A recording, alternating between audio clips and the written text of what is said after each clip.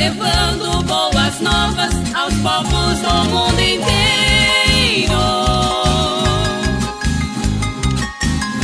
Muitos já estão ouvindo o evangelho verdadeiro que está sendo pregado pelos cristãos brasileiros.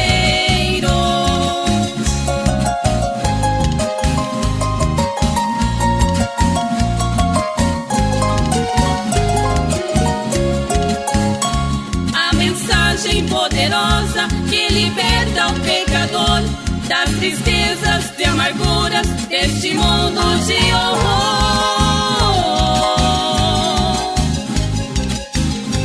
É Deus usando seus servos sem maldade, sem rancor, convidando a humanidade para o reino do Senhor.